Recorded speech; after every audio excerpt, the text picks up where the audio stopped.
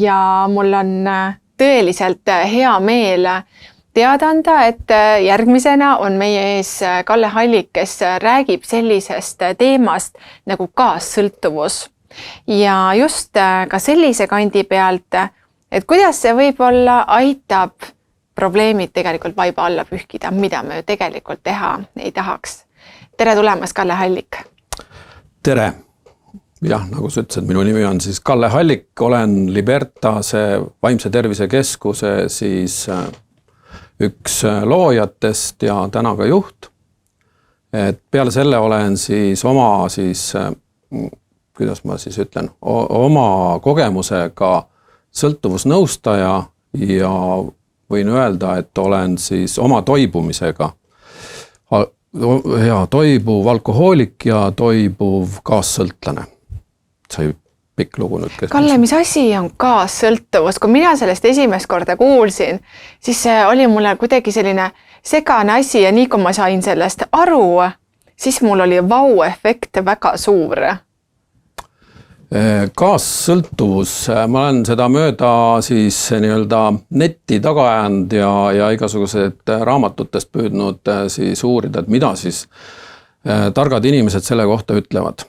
Et kaassõltuvuseni kui siis sellise sõltuvuse liigini jõuti kunagi siis eelmise sajandi 80ndate alguses või hakati seda siis niimoodi nimetama ja see oli siis sellises ettevõttes nagu Hazelden Foundation, mina olen leidnud need kõige varasemad märked ja seal oli selline inimene, keda ilmselt paljud teavad, Pia Mellody, kes töötas siis sõltlastega ja ühel hetkel sõltlaste lähedastega ja sealt tuli välja, et tegelikult sõltlaste lähedastel on mingisugune imelik psühholoogiline kõrvalekalle või siis selline mingisugune sündroom.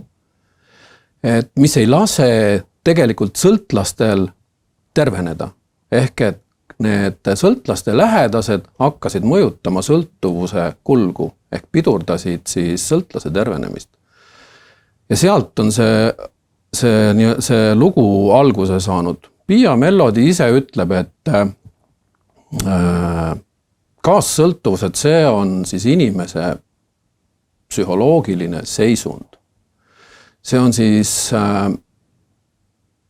sõltuvuses oleva, keemilises sõltuvuses oleva või siis mingisuguses tänasel päeval ka mingisuguses muus psühhosomaatilises haiguses oleva inimese lähedaste, siis perekonna, siis lähedaste sõprade või siis ka lähedaste töökaaslaste psühholoogiline seisund, mis ei lase psühholoogiline seisund sellesse haigusesse. Ehk et just, et mitte, ta ei ole nagu alguses nagu iseenesest nagu seisev, vaid ta on siis psühholoogiline seisund selle sõltlase haigusesse.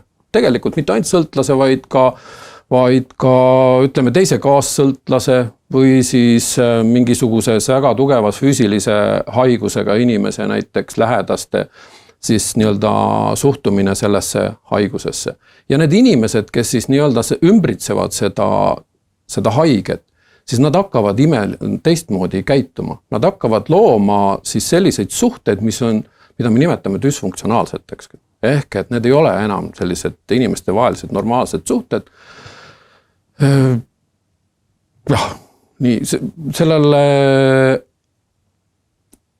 haigusele siis, või siis psühholoogilisele probleemile on siis ka teisi, ütleme siis, või on ka teistmoodi seda nimetatud, aga ütleme, et kõige lihtsam on öelda, on see, et kui mina inimesena hakkan elama teise inimese elu, siis mina olen kaassõltlane.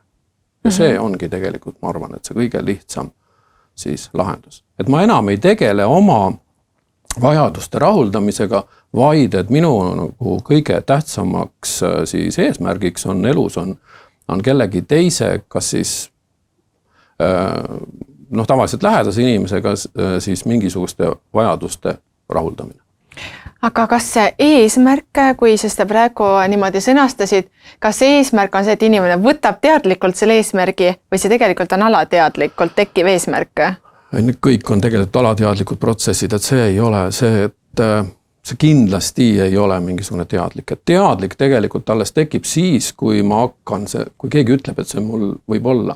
Ja siis ma hakkan alles teadvustama. Ja siis ma tegelikult, ja siis on see koht, et siis on väga keeruline on muuta enda siis käitumist ja suhtumist siis sellesse teisesse inimesse iseendasse. Mul kaob ära justkui mul kaovad ära iseenda vajadused, mul kaob nagu iseendast arusaamine ära, et ma enam ei tea, mida mina tegelikult tahan. Ütleme siis lapsevanemana hästi lihtne, et ma tegelikult panustan kogu oma energia ja kõik panustan siis oma lastesse ja kaotan iseennast ära. Ma arvan, et see on üsna meie tänastele vaatajatele, kuulajatele üsna selline arusaadav teema. Aga mis toimub kaassõltlase sees ja kuidas see tegelikult siis pikas plaanis suhteid mõjutab või sellist suhtlust, sest lõpuks ju, kui sa ütled ka, et inimene kaotab ennast ära, siis iga inimene, kes on ju ennast ära kaotanud, ta tegelikult on rahulolematu inimene lõpuks ja rahulolematu inimene lõpuks ju hakkab kerima erinevaid teemasid tihtipeale ja sealt hakkavad ju tegelikult pihta sellised keerukused. Et jaa, õige, et nii keemiline sõltuvus kui ka kaassõltuvus mõlemad on tegelikult suhtehaigused. Et kui meil ei oleks inimesi ümber, siis tegelikult me ei teaks, et meil need probleemid on. Et ei alkohoolik, kui tal oleks võimalus valada endale seda alkoholi sisse, tunda ennast siis justkui nagu mõnus, et saaks ta teada sellest, et tal on mingi probleem alles sel hetkel, kui keha hakkab üles ütlema, sest tema ise ei näe ja keegi talle seda ei ütle. Ja täpselt sama on kaassõltuvusega, et tegelikult kaassõltuvuse puhul me hakkame looma selliseid suhteid, mis ei ole enam normaalsed. Ehk et me hakkame sekkuma oma lähedaste ellu, ilma et need lähedased oleksid meie käest seda palunud. Ja võt see ongi tegelikult see kaassõltuvuse siis see aluspõhi, et me asume oma lähedasi ruineerima. Aga mis seal inimese sees toimub, et ta hakkab tegema seda? Ütleme siis niimoodi, et see alguse saab tegelikult kõik kaassõltlased ja kaassõltuvus ja sõltuvused üldse, nad saavad alguse meie lapsepõlvest, nii nagu igasugused muud ka probleemid. Ja me lapsepõlves siis, kui me oleme pärit siis perest, kus on olnud siis kas siis meie vanematest keegi või lähedastest seal lähiringkonnast või meie vanavanematest on olnud keegi sõltlane, või siis ka siis see kaassõltlane, siis tegelikult läbi selle oleme me selgeks õppinud teatud mustrid, kuidas tegelikult mismoodi oma elu üles hakata ehitama. Meie vanemad on meile selle juba ette andnud, et sõltlane tegelikult võtab kogu oma tähelepanu endale, tavaliselt. Ma lähen koju, kas ta on kaine või ta ei ole kaine, vastavalt sellele toimuvad siis käitumised. Mina oma elu justkui omagi. Et sellest hetkest alates, kui ma olen laps näiteks ja ma näen, et kõik käib selle järgi, kas isa või ema, siis seal vastavalt siis kes mida siis parasjagu teeb, kaassõltlane, sõltlane, kuidas nemad käituvad, vastavalt sellele on siis minu õigus käituda, kas ma pean olema vait või ma võin täna midagi teha või ma võin välja minna või välja minna, mida ma siis pean tegema. Et sellest saabki alguse minu edaspidine siis see, et ma ei oska ise ka normaalseid suhteid luua. Ja see düsfunktsionaalsus tegelikult viib lõpuks sinnamaani, et me oma elu sättides toome endale kõrvale samasuguseid inimesi, sellepärast, et meil on see nagu selge kõik see asi, siis me oskame nagu täpselt samamoodi. Ootamegi seda inimest, kellega meil lihtne oleks. Just nimelt, et me oskame. Ja selle asja see kõige nagu koledam külg ongi see, et lapsed võtavad oma, et kui me nüüd räägime siis just laste vanematest, eks ju, täna siin on, et lapse vanemad, kellel on kaassõltuvus, siis nad tekitavad läbi oma siis nende võimetuse suhelda, tekitavad seda ka oma lastes. Ehk et nad annavad edasi kõik selle negatiivse, mis nende sees on ja lapsed kopeerivad seda. Ja lõppude lõpuks siis, kui nemad saavad täiskasvanuks, siis nad loovad täpselt samasuguse struktuuri enda ümber. Ja see, ütleme siis see kõige suurem probleem, mis siin ongi see, et tegelikult need lapsed ei oska suhelda normaalselt, tervelt suhelda. Nad on selgeks õppinud kõik võimalikud variandid, kuidas siis suhelda ebatervelt. Karjudes, surudes, survestades, manipuleerides, mis iganes, mida nad on kodus näinud kõik. Aga nad ei oska tervelt suhelda. Ja kuidas see kooliellu kaasa läheb? Ma usun, et tegelikult selle lapse sees on võib-olla on ka sügav häbi, sest ta ju tegelikult on teistsugune ja ta võib-olla ei saa aru, miks see nii on. Ja siis temast tegelikult lõpuks saab ka see kaassõltlane, kes koolis ei julge nendest asjadest rääkida. Ja lõpuks siis teised ei mõista teda, tema ei mõista teisi, sealt hakkavad tegelikult kerima konfliktid. Ja, ta tegelikult kooli võtab need samad käitumismallid kaasa, mida ta koduski näeb, et ega ta ju seal kuidagi siis teistmoodi oska käituda. Et see täpselt nii ongi, et kui ema karjub isa peale, kui see on joonud või mingisugused muud seal asjad, et see dysfunktsionaalses peres on, eks ju, oluline ongi see, et seal ei toimu probleemide normaalset lahendamist, vaid et need probleemid siis püütakse lahendada mingisuguste imelike teid mööda. Ja selles kogu see point või kogu see asi ongi. Tegelikult, et sõltlased ja kaassõltlased toodavad suurtes kogustes samasuguseid inimesi juurde. Et mul oli 2015. aastal, ma käisin Helsingis ühel alko, narko ja seal konverentsil, seal siis räägiti ka kaassõltuvuses ja selle peaesineja oli siis John Kelly, see on siis Harvardi siis meditsiini instituudi professor ja tema tegeleb siis sõltuvuste ja selliste teemadega ja nemad uurisid siis sajandi vahetusel USAs väga suurt siis gruppi inimesi ja just kaassõltuvuse poole pealt ja mina ei oska öelda, ma ei tea selle uuringu täpselt nimetust, ma ei mäleta enam. Aga sealt tuli välja, et 85% siis täiskasvanud elanikkonnast USAs on vähemal või rohkemal määral on kaassõltuvusest siis haaratud. Ehk et see probleem ei ole mingisugune väikene tillukene probleemikene, et see on väga-väga suur probleem. Et neid inimesi, kes siis suudavad siis tervelt suhelda, et tuleb välja, et need on vähemuses.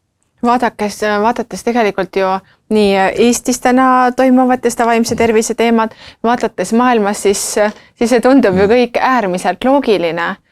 Kuidas, mis on need sammud, mida nüüd saab inimene teha, kui siin nüüd vaataja vaatab, et mis on need sammud, näiteks kui tal toimub mingid taipamised, huvitav, kuidas ta saab aru saada, et ta on kaassõltlane? No ütleme siis niimoodi, et kui kõige lihtsamad asjad, kui suhted lähedastega on pidevalt, on mingisuguses probleemid, kogu aeg tundub, et teised teevad liiga, et elu justkui mind üldse et ma olen tõmmanud mingi sellise kaardi, et mul on kogu aeg kõik asjad lähevad nässu. Et kui on sellised sisemised tunded, et ma olen justkui kogu aeg olen väärtusetu ja teised ka ei näe seda väärtust minus. Et siis on mõttekas minna kas või meie kodulehele, kus on kaassõltuvuse test. Hästi lihtne. Seal on, ma mäletan äkki mingi 20 küsimust, millele siis kiiresti vastus anda ja lõpus tuleb kiri, mida teha. Et see on täiesti anonüümne, keegi mingeid andmeid teilt sealt ära ei võta, eks ju, et sellega saate katsetada, see on üks nagu selline lihtne meetod, et kas mina olen rahul täna iseendaga, ütleme, et see ongi. Või ma ootan seda hästi või ma ootan, et teised ütleksid mulle, kes ma olen et sa võtab väljast kogu aeg mingisugust kinnitust enda nii-öelda isiksusele, et kas sa siis oled vääriline või väärtusetu, et sul ei tule seda enda seest, et kes sa oled, mida sa tahad, kuhu sa elus liigud, millised on sinu eesmärgid, mida sa teed selleks. Et kui seda ei ole enda sees. Ja kui näiteks ütleme ongi, et kui keegi kiidab mind, mis sa nüüd, ära hakka, siin ei ole mitte midagi. Et kui ma niimoodi vastan suuremal osal kiitustele, siis siin ei ole üldse küsimustki, et siis tegelikult, et see sõltuvuste, see alusbaas, see kõige alumine ots nii-öelda, see on häbi. See on see tohutu häbi, mida me oleme lapsepõlvest siis kaasa tirinud, et me ei ole olnud sellised nagu meil on jäänud mulje, et me ei ole sellised olnud nagu meie vanemad tahtsid, et meile kogu aeg olid mingid etteheited, ma pidin kogu aeg siis olema parem, ma pidin siis paremini õppima, ma ei tea, kellegile midagi tegema, et ma olen õppinud, et selleks, et üldse keegi olla, siis ma pean kogu aeg kedagi teenindama või kellegile midagi head tegema. Ja nüüd see on üks hästi oluline koht kaassõltuvuses, et kaassõltlane tahab hästi palju aidata. Ja selles ei ole mitte midagi halba. Minu enda elukutse nõustaja tegelikult ongi, ütleme nii, et kõik nõustajad on vähem rohkem määral kaassõltlased. Meditsiiniõed, psühholoogid, nõustajad, sotsiaaltöötajad, kõik on selline kaassõltuvuse teema. Et inimesed, kes tahavad teisi aidata, nii-öelda maailma päästjad, see kõik on okei. Tuleb esitada see küsimus, miks ma seda teen. See on see kõige tähtsam. Kui mina teen seda, kui me räägime siin täna ka, et see on niinimetatud Maslowi püramiid, eks ju, et kui kõik minu vajadused, siis baasvajadused on rahuldatud. Ma tunnen ennast füüsiliselt hästi. Ma tunnen ennast, et ma olen kaitstud, eks ju. Ma ei tea, mis seal kõik seal sinna ülespoole lähevad, et ma olen kõikides asjades, minuga on kõik väga hästi. Eneseteostus, armastatud. Ma olen armastatud, minu eneseteostus, kõik. Siis tegelikult on minul väga palju, mida jagada, kui mul need asjad on korras. Ja siis ma jagangi ja ma tegelikult siis olen abistaja. Ja ma ei oota sellelt, keda ma abistan, mitte midagi. Lihtsalt ainult seda, et palun võta minu abi vastu. Et sa teed seda nii-öelda sellisest siirast soovist või ütleme teadlikust kohast tegelikult, mida sa teed, mitte lihtsalt ei lähe kaasa mingite arusaamatute asjadega, et sa teed midagi, aga sa ei saa aru, miks sa seda täpselt teed. Jaa, see on nüüd, ütleme, et see on väliselt tundub nii. Tegelikult on, et abistamine kui selline, siis meie kaassõltuvus räägime päästmisest. Eks ju, ja sealt tuleb see järgmine kolmnurk, ehk on siis Karpmani kolmnurk, ehk et hetke pärast räägin sellest, aga et see abistamine, kui mul on seis, et minu kõik need vajadused on tegelikult rahuldamata.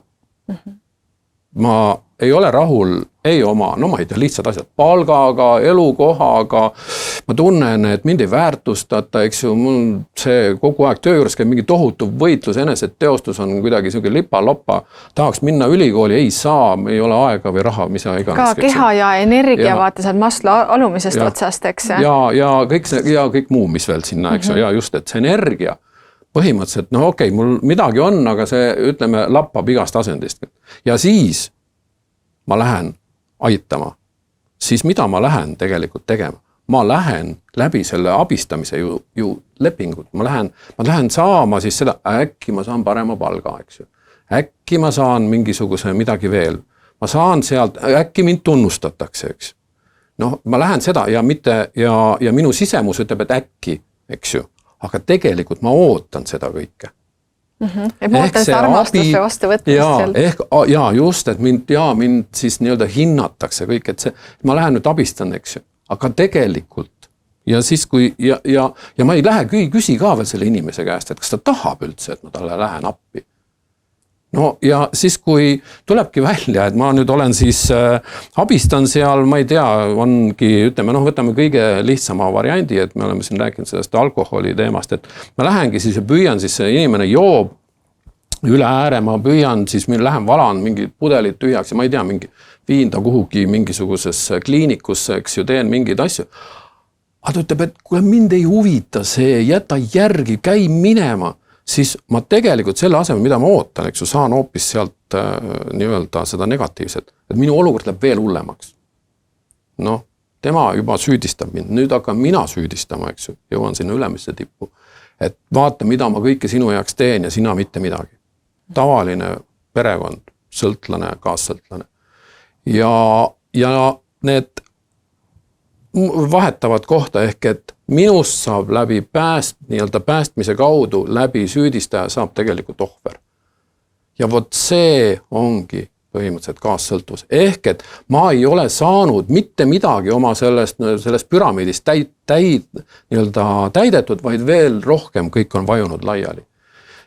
Ja selle põhimõttele see ongi see, et ma tegelikult lähen abistamise nii-öelda kattevarjus, ma tegelikult lähen hoopis saama sealt endale.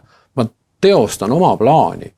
Ma tahan, et see inimene saaks, ma ei tea, kaineks või saaks ta, ma ei tea, mu poeg saaks arstiks, sest mina olen arst, vabandust, kõikide arstide ees.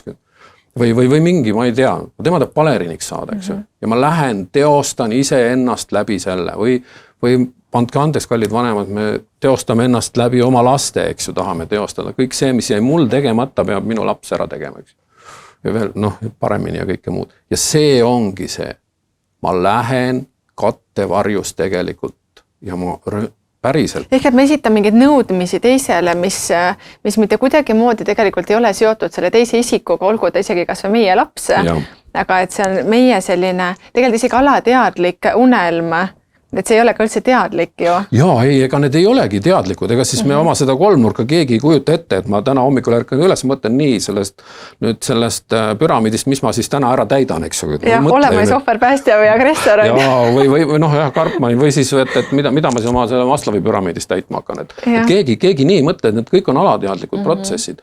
Aga et see alateadlik protsess tegelikult sel hetkel, kui ma siis niimoodi nüüd lähen siis seda päästma, ütleb, mina, tark inimene, tulen ja ütlen sulle ja õige inimene, eks ju, minul on õigus ja ma olen õige. Tulen, ütlen sulle, minust siis antud hetkel mina positsioneerin kohe selle teise inimese allapoole, eks ju, sulle, alluvale, lollile, väärtusetule ka lõppude lõpuks, ütlen, mida sina tegema pead. Ja vot see on nüüd see asi, mis tegelikult ajabki selle inimese pöördesse. Sest et ta ka alateadlikult saab aru, et teda peetakse lolliks pärast. Ja nii see kaassõltuvus toimubki. Ehk, kui on probleem, siis number 1 asi, mida oled sa kaassõltlane või ei ole kaassõltlane, küsi, kelle probleem on. Ja sealt edasi juba, kui ei ole minu probleem, aga ma näen, et inimene on hädas. Ja tundub, et mul on täna jõudu, jaksu ja sellega tegeleda. Ja ma ei mõtle pärast seda, kui ta saadab mind puu taha, et lollakas. Vaid saangi aru, et täna läks nii. Et küsin ta käest, anna andeks, kas sa vajad abi? Kui ma näen, et ta võib-olla, et mul on mida talle pakkuda. Et mul on sulle midagi pakkuda. Kas sa vajad abi? Kui tema ütleb, et jaa, palun, tule aita mind. Siis on minul õigus. Vot siis on minul õigus, sest teine inimene valub abi. Aga kui me räägime siin tõesti sellisest alkoholi suhtest, näiteks kui laps näeb, et tema vanem on siis alkoholijoobes, ta tahaks minna justkui võib-olla abistama, kutsuda, ma ei tea, stiilis kiirabi või politsei või et ta tahab midagi teha või tahab ise füüsiliselt midagi vanema jaoks ära teha ja vanem ütlebki, ei, ma ei taha mitte midagi ja ta jätab selle vanema siis sinna näiteks. Enda sees lapsel ju on tohutud protsessid sellel ajal ja hilisem võib-olla see süütunne, kui ka nüüd peaks midagi juhtuma, et ta ei teinud siiski, et ta jäi teda uskuma või kuulama. Aga ega mul ei ole siin selles mõttes nagu häid lahendusi ei ole, et tegelikult on siin vastutuse võtmise teema ikkagi lõppude lõpuks ikkagi täiskasvanu peab iseenda eest vastutuse võtma, et kui laps on viidud nii kaugele, et tema peab võtma täiskasvanu eest juba vastutust, siis selle hetkeni on juba kõik asi pea peal. Seal see kas ta teeb selle jaoks midagi või ei oma enam tähtsust tegelikult, et see kõik on juba möödas, see koht, kus nagu oleks saanud peatuda ja laps võib-olla, no ma ei tea, kui majas on alkohoolik, siis ega seal peatumist ei olegi, seal läheb nagu nii. Et sorry, et kõik, kellel on kodus rohkemal või vähemal määral alkoholi tarbivad siis inimesed, et mõelge selle peale, et mida te oma lastele teete. Jah, et milline see kommunikatsioon lõpuks on eks lapsele ja just see teadvustamine just, et see alkoholi tarvitamine, mida see sulle endale teeb vanemana, olles lapsevanem, eks, ja või ühiskonnaliige ja teistpidi siis jah, et täpselt teadvustada, aru saada. Ja, et see vastutuse nagu näitamine, ma arvan, et laps ei ole kunagi liiga väike, et talle selgeks teha, et kes vastutab oma tegude eest. Et iga inimene ise vastutab oma tegudest, et laps vastutab ka oma tegude eest, ei vastuta vanem. Laps vastutab ja juriidiliselt riigi ees me vastutame oma laste eest, aga tegelikult laps kodus oma perekonna ees peab ise vastutuse võtma, mida tema teeb. Ja mida varem talle see selgeks saab, seda lihtsam on tal pärast elada. Nii et üks selline praegu väga väärt teadmine tuligi siit, et tähtis on tunnetada enda sisemist vastutustunneteks. Et just nii-öelda see pool iseendas nii-öelda reaalselt üles leida. Ja, sest et me kaassõltlasena lähme kohe võtame, et meil on lihtsam, me ei taha iseendaga tööd teha, eks ju, me ei taha vaadata, mis meil seal sees toimub, seal on väga kole, tundub esialgu ja me kohe lähme võtame kellegi eest vastutada, seal on palju lihtsam ju, sest tema on loll ju. Mina olen tark siis ju sel hetkel, kui mina võtan teise inimesest vastutuse, siis ma justkui tundun iseendale, et ma olen palju parem. Ma olen nii-öelda siis selle, kui me räägime madalast enesehinnangust, eks ju siin, et siis hetkel on minu seis on selline, tema on seal. Ja see ongi see on, miks me lähme, hüppame kohe kedagi aitama, on see just, mulle tundub, et mina olen siis nagu paremas seisus.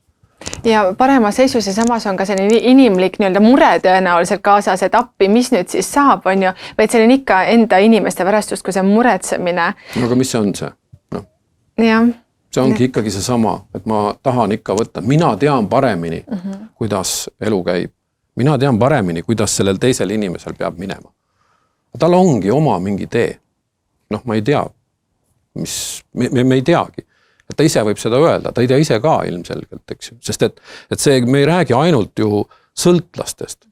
Me räägime teistest kaassõltlastest. Me räägime, ma ei tea, psühhopaatidest, kes meie lähedal elavad nartsissistidest. Need kõik on tegelikult, nad tekitavad enda ümber tohutu sellise kaassõltlaste seltskonna, kes kõik tegelikult sõltuvad neist siiski. See kaassõltuvus ongi sõltumine teisest inimesest. Ja veel üks nagu selline. Et sa oled kinni seal selles asjas. Just. Räägime draama kolmnurgast, et kuidas see mõjutab suhteid, sest see on ka tegelikult päris selline alateadlik protsess, mis meie sees toimub, sest tõesti, nagu sa enne ütlesid, et me ei tõuse hommikul sellega üles, et me nüüd mõtleme, et millises kolmnurgas me siis asume, vaid me lihtsalt asume tegutsema. Ja nüüd on siis tähtis aru saada, et kuidas ja mille alusel ma tegelikult tegutsen. Et ma hetk tagasi rääkisin, et see nii-öelda draama kolmnurk, Karpmani kolmnurk, et see töötabki selle pärast, et mina siis kui kaassõltlane, eks ju, mina arvan, või mitte ei arva, vaid ma ei taha iseendaga tegeleda, ja mulle meeldiks väga, kui oleks keegi minu lähedane, kellega siis ma saan nii-öelda, kellega ma saaksin siis tegeleda. Ehk et see ongi, et mina olen siis alati see päästja kaassõltlasena. Sissejuhatuseks, alustuseks. Ja siis keegi teine, siis mis iganes, mis tema probleem on, siis kas ta siis on see alkohoolik, narkomaan, teine kaassõltlane või siis ongi nartsissist, et tema on siis minu jaoks sel hetkel on see ohvri seisus, eks ju. Et ma näen, et ta teeb midagi valesti ja ei, ta võib olla ka täitsa rahulikult, ütleme minu kaasa, eks ju, kes mulle tundub, et tema praegusel hetkel teeb midagi, mis minu jaoks on valesti. Ja siis ma lähen ja hakkan teda õpetama, et kuidas tegelikult peab tegema. Et tegelikult tuleb seda asja hoopis teistmoodi teha ja nüüd on kinni selles, et kui teadlik siis see nii-öelda antud hetkel siis ohvriseisusse pandud inimene iseendast ja oma olekust on, et kas ta siis reageerib nii-öelda sellele õpetusele või ei reageeri või ütleb, et okei, jaa, et ma võin küll teha teistmoodi. Ja see on ka lahendus, eks ju, ja siis ei teki praktiliselt mitte midagi. Siis võetakse need kolmnurga otsad, lähevad põmm keskele kokku ja mitte mingisugust reaktsiooni teki. Aga kui see inimene ongi madal, ütleme siis, et tal ongi madal enesehinnang, ta ei salli, et teda kamandatakse, õpetatakse, siis tema paneb põhti kohe sinna üles selleks süüdistaks. Mis mõttes sina tuled mulle ütlema, kuidas mina pean seda tegema? Mõtlen, see ei pea olema üldse, see inimene ei pea olema mingisugune sõltlane ega keegi. Lihtsalt, et ta ei... Ka tavapere suhetes, kui on sellised ettepanekud teha teisiti. Just. Ja siis ta lendab sinna üles tegelikult ja hakkab ründama siis seda päästjat siis antud hetkel ja see rahulikult liigub sinna sellesse ohvriseisu. Ja ongi. Ja see täpselt see liikumine, see päästjast ohvriks, see tegelikult ongi. See on kaassõltuvuse see nii-öelda olemus. Ehk tulen tagasi selle juurde, et alati, kui ma näen probleemi, mulle tundub, et mingi asi on valesti, siis ma esitan endale esimese küsimuse, kui ma tahan olla mitte kaassõltlane, normaalne inimene. Kelle probleem on? Jah, et kui sinul tekib ettepanek teisele inimesele, siis tegelikult probleem, et sa tahad lahendada, on sinu oma, eks? Absoluutselt. Et temal ei ole seda probleemi. Tema lahendab oma asja täpselt nii, nagu tema oskab, sellisel moel. Et see, kui see läheb talle kallimaks maksma või mingisugune kauem aega, see ongi tema rida. Mina saan küsida, tead, on andeks, aga ma tean ühte võtet, kuidas seda paremini teha. Ja siis, kust iganes ma seda tean. Mulle tundub, et ma võin sind natukene võiksin õpetada. Ja siis, kui see inimene ütleb, et okei, jaa, aitäh, tule õpeta mind, siis ei teki mingisuguseid neid. Ja tegelikult me saamegi rahulikult selle asja ära lahendada. Aga kui mina tulen siis nii-öelda sellest, ma ütlengi, mina olen tark, sina oled siin loll, ma sulle ütlen, kuidas peab tegema, eks ju, või jälle sa teed niimoodi või mis iganes, nii nagu need tavalised, need kodused, need probleemid on, eks ju, siis see ongi kõige lihtsam, ma ütlen, et sellest olukorrast välja tulla on see, et ma kõigepealt hakkan rahulikult iseenda sees, mis see asi on, kas tegelikult on üldse see väärt mõte, mida ma siin nüüd hakkan tegema ja kas see üldse läheb korda, et las ta teeb nii, nagu ta tahab. Sest tegelikult lõpuks selle sama inimese suhtes ongi see, et tema ajab enda asja ja peakski enda sees enda asja ajama ja aktsepteerima, olles siis suhtes, siis aktsepteerima siis ta teist osapoolt ja kui ta tunneb, et ta ei ole suuteline aktsepteerima, et siis tuleb olla ka rahulikult iseenda vastu aus, peegeldadagi teisele osapoolele. Ma olen märganud, et meil on need erinevused, et kas me saame sellega tööd teha või on mingid kolmandad lahendused. Ja võt see, mida sina nüüd räägid, see on siis teadlikkus, eks ju. Teadlikkus iseendast, teadlikkus suhtes, teadlikkus teisest inimesest, eks ju. See kõik ja see käib nüüd selle juurde, mida me tegelikult teeme tänasel päeval. Et see, et inimene sinna jõuab, see on pikk tee, ma võin öelda, et kui ma nagu oma enda teed nagu siin vaatan praegu, siis 10 aastat ma ei teinud praktiliselt mitte midagi, siis elu ei lasknud mul enam niimoodi olla. Ta lihtsalt surus mind ninapidi siis nii-öelda porissema, pidi midagi tegema hakkama. Ja siis ma tegelesin oma selle sõltuvusega, keemilise sõltuvusega, mingi 4-5 aastat ja viimased 5 aastat ma olen tegelenud siis kaassõltuvusega ja ma ütlen, et ilma aineteta ja siis õppides suhtlema on võimalik elada fantastiliselt ägedat elu. See on täna see, mida ma tegelikult siia tulin edasi ütlema, et see kõik on võimalik. Lihtsalt ja ma olen täna tänulik oma sõltuvustele, sest et ilma nendeta ma ei oleks never ever jõudnud sellesse kohta, kus ma täna olen. Ehk et mina täna olen tänu iseendale on mul hea olla. Ja kuidas su lapsed on olnud selles protsessis? No see on täitsa omaette küsimus. Ja siin ma pean ütlema, et ma olen ikka ühest ämbrist teise pannud ja minu lapsed on täna ikkagi on 17 ja ikka juba väga oma perele, eks ju, et noh, mina saan oma täna, ütleme siis neid teadmisi, mis ma praegu on, ma saan oma lastelastele nii-öelda edasi anda, et kui minu lapsed kasvasid, siis olin ma noh, ilmselt jah, võib öelda loll kui lauajalg, ütleme nendes asjades. Et nemad on minult pärinud mitte just kõige paremaid asju.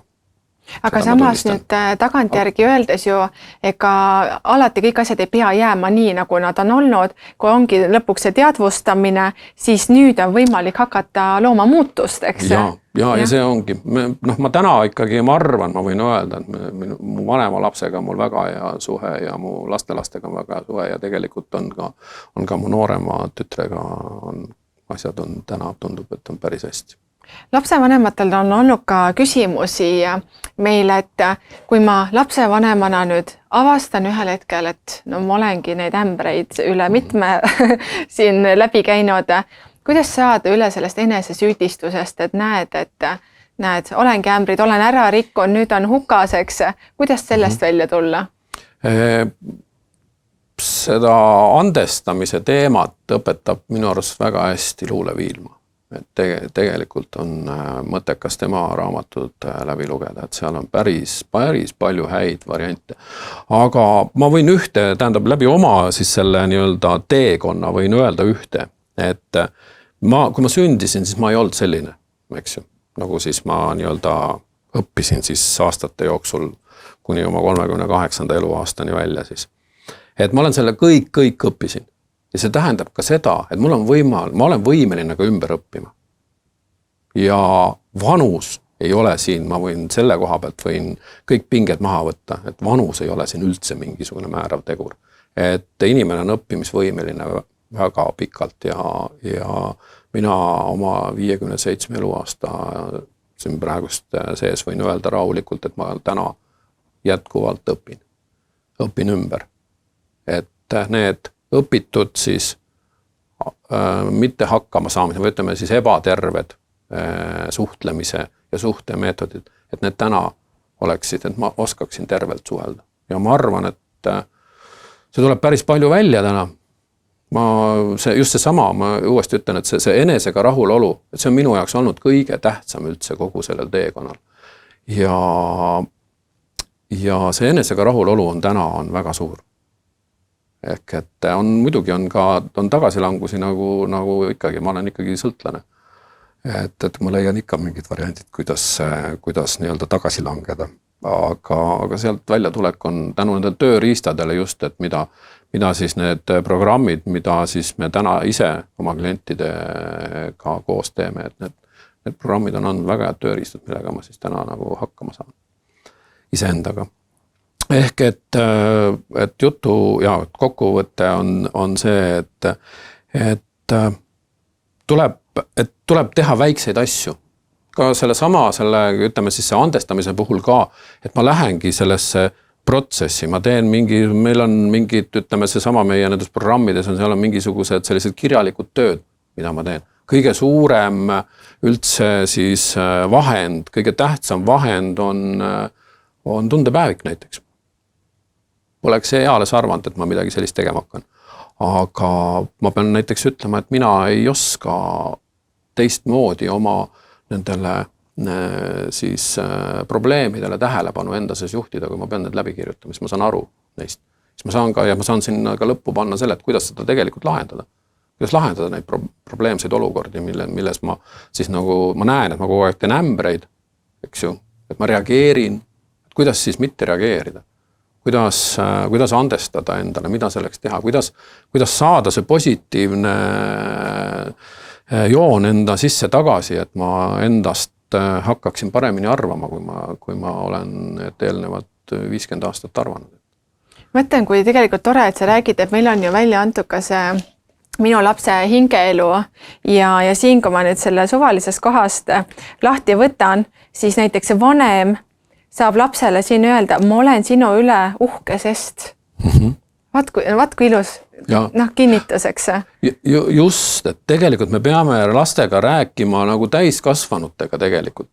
et noh, see on see, et me peame rääkima samu asju, mida me räägime oma täiskasvanud lähedastele. Et laps peab aru saama, et ta on tahetud, teda vajatakse, et ta on armastatud, et need on tähtsad asjad. See, et ta vahel eksib, ei tee temast ju halba last. Absoluutselt, ta õpib. Just nimelt, ehk et seal ongi see koht, kus ta tegelikult peab võtma vastutuse, et kui ta ikkagi paneb ämbreid, siis tegelikult tema peab vastutama, mitte vanem ei lähe ja ei klati neid asju ära, eks ju kuskil. Absoluutselt. Oma sellega, need ongi need alguse, aga kaassõltuv vanem ei ole selleks võimeline, ta hakkab kohe seda lapse elu elama. Ta hakkab kohe teda päästma, kohe läheb. Kas on võimalik olla oma lapse suhtest kaassõltuv? Absoluutselt, miks ei ole? Et see, kes ajab siis näiteks laste täiuslikkust, aga et võibki siis teatud mõttes öeldagi, et on see kaassõltuv, kes tahab midagi lapsest, mis võib-olla ei ole lapses endas, et tasub siis lapsega aru pidada, et näed, et kuidas sulle tundub, et kui me teeks või nii ja naa. Jaa, et kõige lihtsam ju päästmisprotsessi nii-öelda peatamine on anda siis sellele päästetavale valiku võimalus. No anna siis kas või need valikud, mida sina oled välja mõelnud, aga anna talle valiku võimalus, et ta saab aru, et tema otsustas. Ükskõik, võib-olla kumbki otsus talle ei meeldi, aga tema tegi selle otsuse, tema võttis vastutuse. Absoluutselt, sest kui tema teeb nüüd selle vanemast lähtuv otsuse, siis tema sees on võib-olla läbikukkumise tunded ja siin samas päevikus on ka, et millised on olnud päeva jooksul minu tunded, mis on neid tundeid tekitanud. Et julgedagi siis tegelikult nii lapsevanemana kui ka siis lapsena täpselt selles kontekstis läbi usalduse välja tuua, et näed, et need on need püstitatud sinu ootused olnud ja ma ei suutnud neid täita ja nüüd on minu sees kurbuse ja pettuse tunne, sest mul on tunne, et ma vedasin sind alt, et selline terviklik vestlus. Jaa, et tegelikkus, et kui mina siis nii-öelda riidlen siis oma lapsega, siis tegelikult selle lõppu tuleb alati öelda see, mis tuleb näha, miks ma seda teen. Ise pean ka aru saama, miks ma seda teen, kus on minu hirm. Sest kui mina olen vihane, siis ma tegelikult ju tunnen hirmu. Ma ei ole mingi muu asja pärast. See ei ole, lapse käitumine on, see on nagu lakmus lihtsalt, mis käivitab minu sees hirmu, eks ju. Ja ma peangi nägema seda ja ma pean tegelikult ka selle oma lapsele välja ütlema. Ma tunnen hirmu, ma selle pärast reageerisin. Et see ei ole mitte see, et sina käitusid ja mina nüüd olen selline, vaid et mina sinu käitumise peale hakkasin tundma mingit hirmu ja see, mis minu seest tuli, on viha, eks ju. Ja ma rääkisin või nii-öelda siis kurja häälega või andsin seda edasi, ja me läbi selle praegust jõudsime kaassõltuse kõige tähtsama tegelikult selle sisuni on see, et meie juurde tulevad inimesed, kes ütlevad, et nad ei valeta mitte kunagi. Ja siis, kui nad ära lähevad, siis nad saavad aru, et nad on kogu aeg valetanud. Ja miks see nii on see, et kaassõltuvus või üldse selline sõltuvuslik käitumine tuleb sellepärast, et me ei näita, ei julge välja öelda, mis meie sees tegelikult päriselt toimub. Rääkimata, ütleme siis, et kui me oleme siis düsfunktsionaalsed perekond, siis me ei teagi, mis meie sees toimub. Esmalt tulevad, need inimesed peavad õppima, milleks seda päevikut vaja on seda. See on selleks, et hakkaks aru saama, mis üldse tema sees toimub. Üsna tavaline vastus on, et mis sa täna tunned, mul on külm või on soe. Jah, näiteks näidatagi seda... See ei ole kuidagi ühegi päris tundega seotud, eks, vaid see ei ole tunne, eks. Siin on meil selline tehtud see emotsiooniratas, eks, et laps saab kas või siis siit ju peegeldadagi, et mis see tema tänane tunne on. Ja see ongi see, ja seda nimetatakse kaitsvaks käitumiseks ja selle me nüüd oleme siis täiesti, ja see baseerubki sellel häbil, mis ma siis ütlesin, mis meie sees on, ehk et ma ükskõik siis, kas ma, kui see häbi on nii suur mu sees, siis kaassõltlasena, ükskõik kas ma teen midagi, siis ma ei tee kunagi piisavalt. Jälle üks kaassõltuvuse, üks hästi suur selline tunnusjoon on see, et alati ma oleks võinud paremini teha. Et ma ei ole ikka piisav, eks? Ja kui ma jätan midagi tegemata, siis on andeks, siis on üldse maailma lõpp. Ja siis on maailma lõpp. Aga see mõlemad, need tulevad sellest häbist. Ehk et ma ei ole piisav. Selline, nagu ma olen inimesena, ma ei ole kellegile vajalik. ja see ongi seesama, see vajaduse tekitamine on tulnud siis sealt lapsepõlvest.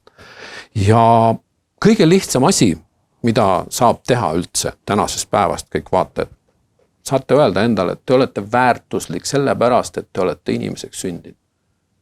Kui mina seda esimest korda kuulsin Soomes, siis ma mõtlesin, et ma ei saanud aru. Et et see on mingi tõlkes kaduma läinud, et ma nii hästi soome keelt võib-olla äkki ei osanud, et see kuidagi tuli. Siis pärast hakkasin vaatama, uurima, et ei, et ongi nii, et mis mõttes, mis väärtus see on, et mina olen inimene. Mingi väärtus. Kui ma miljonit üle teeninud, siis ma ju mehena ei ole mingi mees. Minu jaoks täiesti siukene selge mõõdupuu, eks ju. Kõik alla selle jooksevad lati alt läbi. Ja tänaseks on see teadmine, et ma olen siia maailma sündinud inimesena, et see ongi minu väärtus. Kui ma selleni jõudsin, siis tegelikult lõppude lõpuks, et ma saangi niimoodi maailmast aru, siis maailm muutub täiesti. Et läbi selle sa hindadki ennast, juba seda keha, eks, kus sa viibid. Just. Ja nagu tänapäeval on ka ju teismeliste probleemid, tuuakse ka praegu päris palju neid ju välja, et kui teismeline saabki aru enda füüsilisest väärtusest, et ta on üldse olemas ja kui palju tal on tegelikult endale ja teistele anda, siis et see on see töö, eks, et millega tegelikult saab abistada väga palju teismelisi.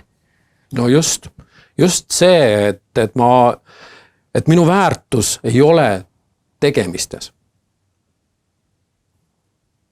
Vaid selles, et sa lihtsalt oled. Oled olemas, jah, just nimelt.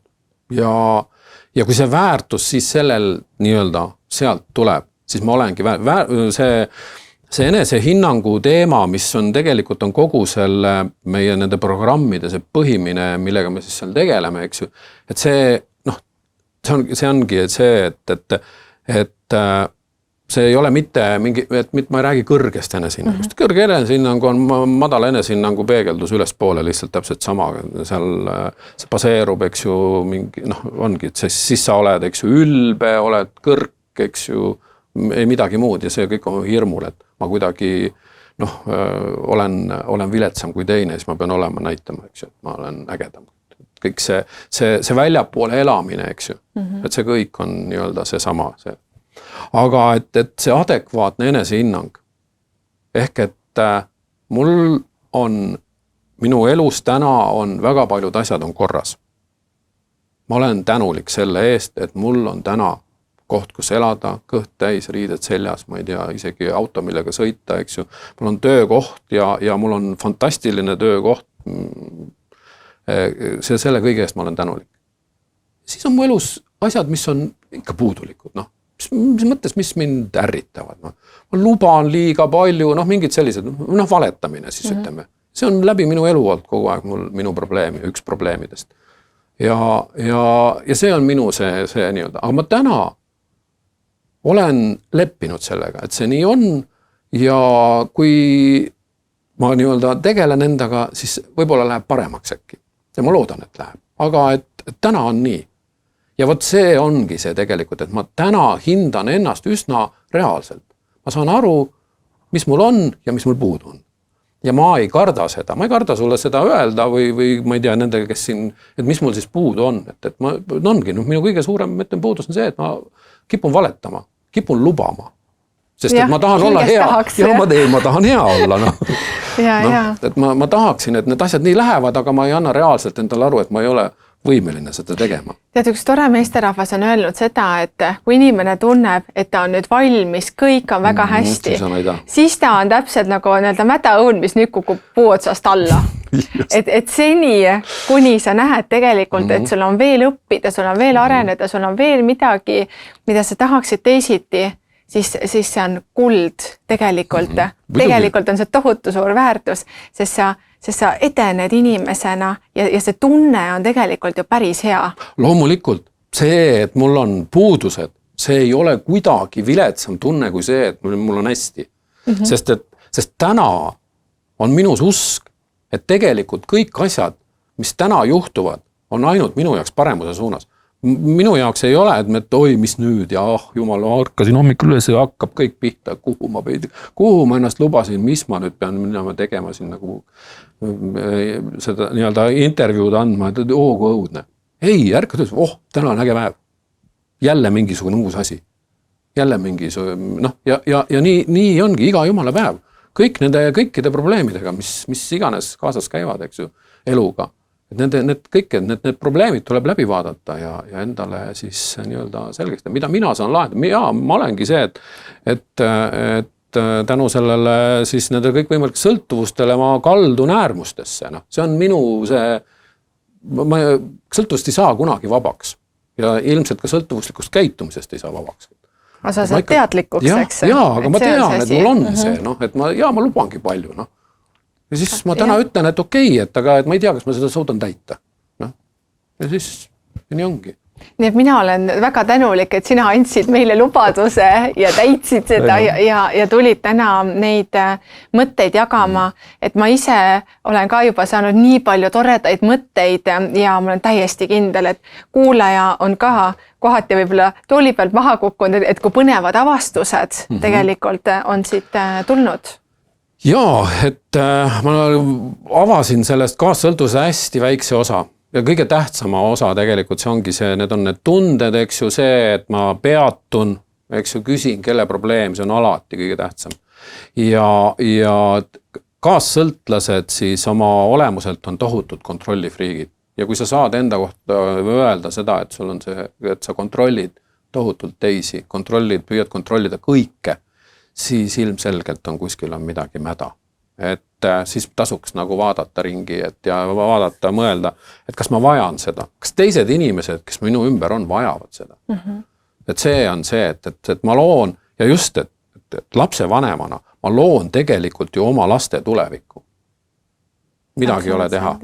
Lapsed tulevad meid õpetama, okei, ma olen sellega nõus, aga see, kuidas mina nendesse suhtun, kuidas mina suhtun oma naisesse, kuidas naine suhtub minusse, kuidas ma suhtun lastesse, kuidas ma suhtun oma vanematesse, kuidas ma suhtun, ma ei tea, ümbritsevasse, kuidas ma suhtun loodusesse, ma ei tea, millesse iganes veel.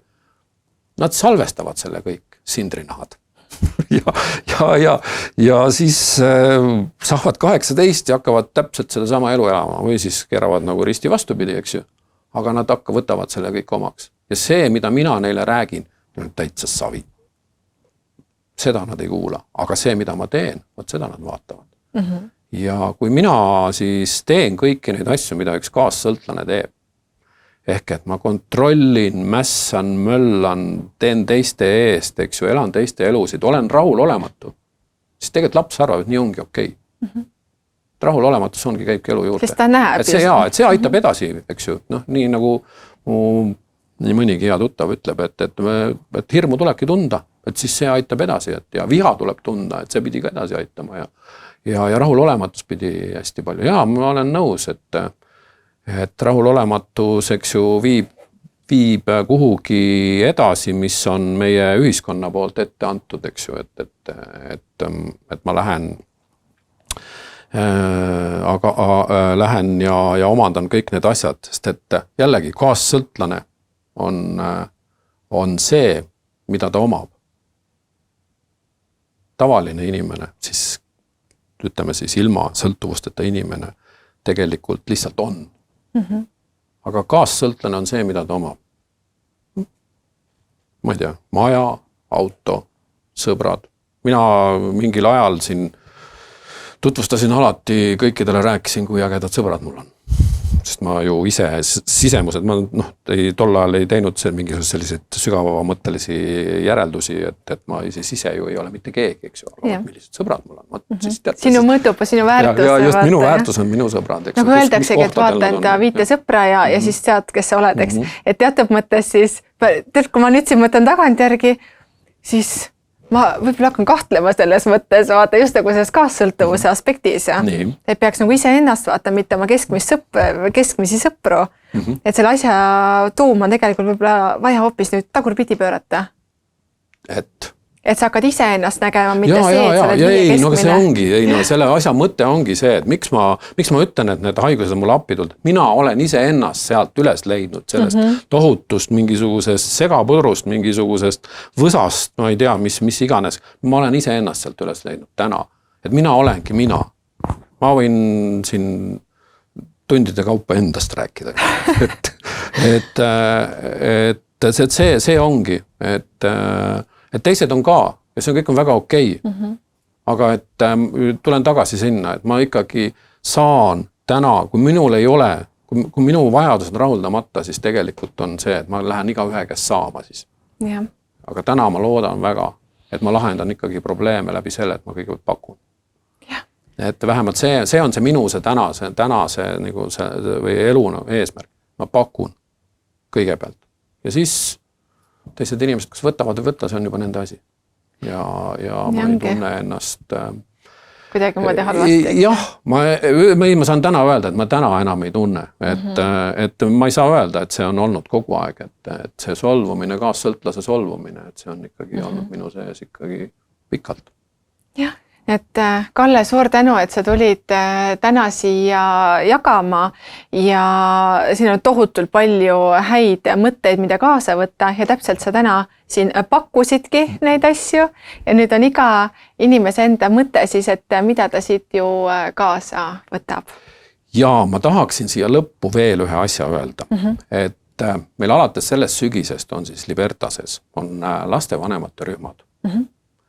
Ja need on siis mõeldud lastevanematele, kellel on kodus on siis psüühilise siis mingisuguse häirega või need lastevanemad ise on mingisuguse psüühilise siis häirega.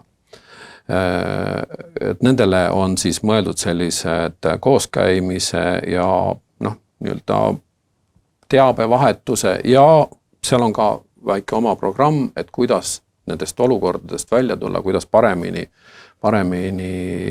siis oma probleeme lahendada. Et sellised rühmad on meil siis, nüüd siis sellest.